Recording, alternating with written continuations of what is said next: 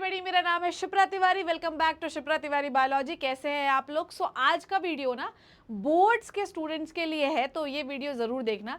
बहुत दिनों पहले, मतलब बहुत दिन भी नहीं हुए अभी, ठीक है ना, 1 हफ्ते पहले मान लो, मैं आपको डेट दिखाती हूँ। सीबीएसई ने एक सर्कुलर जारी किया है और ये सर्कुलर आपको पढ़ना बहुत ज़रूरी है। और अगर आपने अभी तक इसको फॉलो नहीं किया है तो कृपया करके इसको फॉलो कर लीजिए, क्योंकि अगर आप नहीं फॉलो करेंगे तो हो सकता है कि आप एग्ज़ाम भी ना दे पाए, है ना। तो ऐसी आपके साथ दुर्दशा ना हो जाए, तो कृपया करके वीडियो देख लेना, ताकि भाई एग्जाम देने मिल जाए, है ना। सिलसिला सीबीएसई लिखना है, मेन वेबसाइट पे जाना है। जब आप मेन वेबसाइट पे जाओगे तो यहाँ बहुत सारे नोटिफिकेशन आपको खुलते हुए दिखाई देंगे। इसमें जब आप नोटिस करते जाओगे ऊपर, तो एक public notice regarding the essential things into the board examination 15 तारीख को आया है, ठीक है। 15 सितंबर को आया है, तो मतलब 2-3 दिन ही हुए हैं, स्ट्रेस लेने की ज़रूरत नहीं है, ठीक है। अब देखो क्या है कि आपको पता है कि हमारे पास 2 टाइप के स्कूल हैं। एक होते हैं प्राइवेट स्कूल, सरकारी स्कूल, और एक होता है ओपन स्कूल, ठीक है।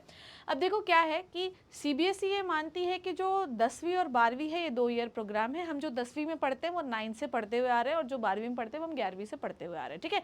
तो 2 साल का प्रोग्राम होता है। 10वीं भी 2 साल का प्रोग्राम है, 12वीं भी 2 साल का प्रोग्राम है, क्योंकि जो 9th में आप कर रहे हो उसका चीज़ आपको उसकी जो भी इम्पैक्ट्स है वो आपको 10th में देखने के लिए मिलेंगे। इसलिए 9th को बहुत ही सीरियसली लेना है। देखिए, ध्यान से समझना है कि आपके पास पहला तो ये समझ में आया कि 2 साल का है ना। नाउ नेक्स्ट इज कि जिस स्कूल से आप 9th पढ़े हो उसी स्कूल से 10th पढ़ना ज़रूरी है, ठीक है। हालांकि इस पर कोई सर्कुलर नहीं है, पर यूजुअली ऐसा ही होता है, ठीक है। क्योंकि ये 2 साल प्रोग्राम है। नाउ नेक्स्ट इज कि आपके पास 75% जो अटेंडेंस है वो होनी ही चाहिए। 75, इसको आप 80%, 85% लेकर चलिए ही, तो मतलब स्कूल जाना जो है वो रोज़ ज़रूरी है, अगर आप ओपन स्कूल कैटेगरी को बिलोंग नहीं करते हैं तो, ठीक है। नेक्स्ट इज कि इंटरनल असेसमेंट जो है वो नेशनल एजुकेशन पॉलिसी 2020 में दिखाया गया है कि आपके जो इंटरनल असेसमेंट हैं वो बहुत ज़्यादा इंपॉर्टेंट हैं। आपके चाहे यूनिट टेस्ट हो, चाहे हाफ ईयरली हो, चाहे प्री बोर्ड्स हैं, आपके प्रैक्टिकल, आपका वाइवा है, ये सब कुछ बहुत इंपॉर्टेंट है, क्योंकि इंटरनल असेसमेंट के मार्क्स जो हैं वो मेन मार्क्स में जुड़कर ही आपका परसेंटेज बनेगा। अगर आप इंटरनल असेसमेंट में एब्सेंट हैं तो सीधी सीधी बात है कि आपका जो मार्कशीट है वो जो है आपका लिखेगा कि भैया यहाँ पर ये एब्सेंट थे, ठीक है। Now in the absence of the performance in the internal assessment students result can not be declare. अगर आप एब्सेंट लिखा हुआ आगे, आपके स्कूल ने भेज दिया कि भैया इंटरनल असेसमेंट में ये एब्सेंट थे, तो आपका रिजल्ट ही डिक्लेयर नहीं किया जाएगा। Such students even they are regular students will be placed in the essential repeat category. भले ही आप रेगुलर स्टूडेंट थे, पर अब आपको एग्जामिनेशन अगले साल जब 10th के बच्चे आएंगे तो उनका जब वो एग्जाम होगा तब आप उस बार दे सकते हैं। मतलब आपको अगले साल अब उस सब्जेक्ट का एग्जामिनेशन देना पड़ेगा, अगर आपके स्कूल वाले ने भेज दिया कि इंटरनल एग्जामिनेशन में एब्सेंट था, ठीक है। Now CBSE offers the additional subject 10th and 12th में एडिशनल सब्जेक्ट आपको मिलता है, ठीक है। 10th में आपको 2 एडिशनल सब्जेक्ट मिलते हैं, ठीक है, और 12th में 1 मिलता है, राइट। अब आपको ये पता है कि 10th में आपके 5 सब्जेक्ट कंपलसरी हैं, 2 एडिशनल होते हैं, right.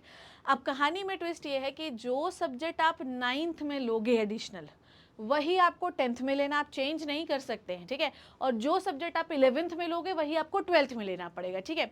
Even in the affiliated school, अगर मान लो even in the affiliated school, if a school has not taken permission from the CBSE offer any subject, they do not have the teachers, labs etcetera, the student not allowed to offer such subject as a main additional subject. आप ये समझो मेरी बात को, अगर मान लीजिए कि किसी स्कूल के पास वो एडिशनल सब्जेक्ट नहीं है ना, या उसके पास ये नहीं है, ये नहीं है, ये नहीं है, तो ऐसा नहीं होगा कि मेन स्ट्रीम के साथ या मेन रिजल्ट के साथ जो है ये मान लें कि भैया ठीक है, नहीं था तो मैं अपने से नंबर दे दे, ऐसा नहीं हो सकता, ठीक है। तो सीबीएस कई ऐसा होता है कि कई बार स्कूल में वो सब्जेक्ट नहीं है तो स्कूल वाले चढ़ा के भेज देते नंबर कि चलो इतने मिले, पर अब ऐसा नहीं होता, हर स्कूल में एडिशनल सब्जेक्ट आपको अवेलेबल है। अ स्टूडेंट इज नॉट, अगर मान लीजिए आप, अच्छा देखो, if the regular student has offered the additional subject in previous years, has been placed either in the compartment of the essential repeat category, can appear as a private candidate under the compartment of the essential repeat category, ठीक है। now मान लो कि अगर आप additional subject में fail हो जाते हो, ठीक है, तो आप एग्जामिनेशन प्राइवेट से, ओपन से भी दे सकते हो, कोई परेशानी नहीं है, ठीक है। मेन सब्जेक्ट वाला नहीं दे सकते। नाउ एक्चुअली मेन सब्जेक्ट वाला भी होता है एनआईओएस से, पर अभी हम उसका जिक्र नहीं करते, ठीक है। अब अगर कोई भी मान लीजिए इस सारी चीज़ों को मतलब एप्लीकेबल नहीं करता है, ठीक है, तो अब मान लो कि a student who has not meeting all above the condition is not eligible for the examination in additional subject in the board as per private candidate। ठीक है, अगर मान लीजिए ये कैटेगरी आप मान लो अटेंडेंस नहीं है, आपने इंटरनल असेसमेंट नहीं दिया है, तो अब आपको प्राइवेट भी जो है वो कंसिडर नहीं किया जाएगा, है ना। तो आपकी ये कैटेगरी फुलफिल होनी चाहिए। अगर आप एडिशनल में फेल हो गए मान लीजिए, तो आपको प्राइवेट एग्जामिनेशन आप दे सकते हैं, कोई दिक्कत परेशानी नहीं। पर अगर मान लीजिए आपने ऊपर की कैटेगरी नहीं फिल की, तो आपको प्राइवेट भी नहीं माना जाएगा, आपको ओपन से देना पड़ेगा। ठीक है, सो ये कुछ है। कुल मिला के आपको जो समझना है वो ये बात है, अगर आपने मान लीजिए AI लिया था, है ना, 9th में, तो आपको 10th में भी लेना पड़ेगा, 11th में लिया था तो 12th में लेना पड़ेगा, ये मेन मुद्दा है। नेक्स्ट इज कि मिनिमम 75% अटेंडेंस होनी चाहिए, ये मोटी मोटी मुद्दे की बात है। तो सब्जेक्ट चेंज करने के बारे में सोचना भी मत। सो ये था एक बिग अपडेट। चैनल को सब्सक्राइब कर लेना, शेयर कर देना। और क्या चाहिए आपको मेरे तरफ से? अच्छा, आपको पता होना चाहिए कि अब मैं कहाँ पढ़ा रही हूँ, तो ये लोगो देख रहे हो, मैं नीट इन्फिनिटी चैनल पे पढ़ाती हूँ, चैनल की लिंक लगी है, जाके सब्सक्राइब कर लो। थैंक यू सो मच बच्चे, take care and bye bye.